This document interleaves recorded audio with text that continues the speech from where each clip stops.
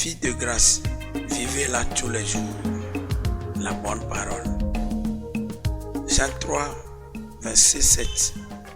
Il vous faut être né de nouveau. Jean 14, 17.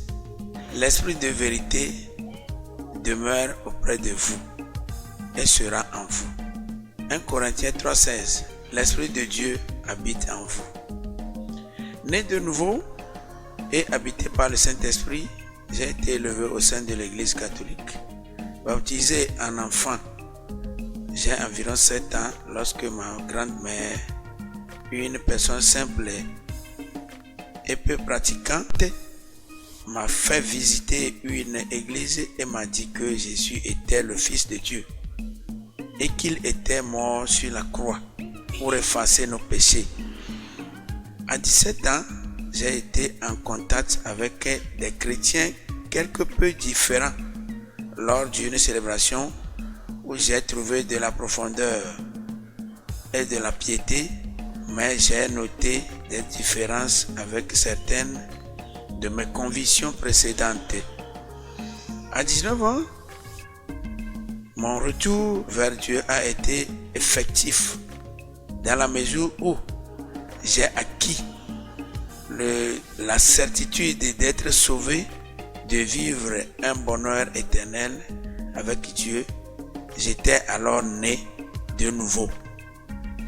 J'ai reçu la vie éternelle par la foi en notre Seigneur Jésus-Christ.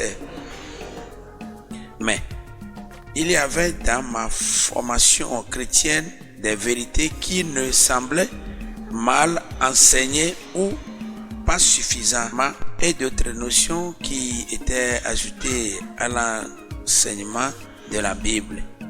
Je devais donc approfondir les bases fondamentales de la foi chrétienne et Dieu a permis que je poursuive mon chemin vers la vérité biblique. Il me manquait aussi quelque chose. Je n'étais pas encore conscient d'être habité par le Saint-Esprit. En effet, celui-ci vient comme personne divine, faire son habitation dans le chrétien. Ainsi, après un certain temps, j'ai eu par grâce conscience de la présence en moi de l'Esprit. C'était un indice léger, pas spectaculaire, mais sûr et tellement éclairant pour moi. Ayant cru, vous avez été scellés du Saint-Esprit de la promesse. Ephésiens 1, 13.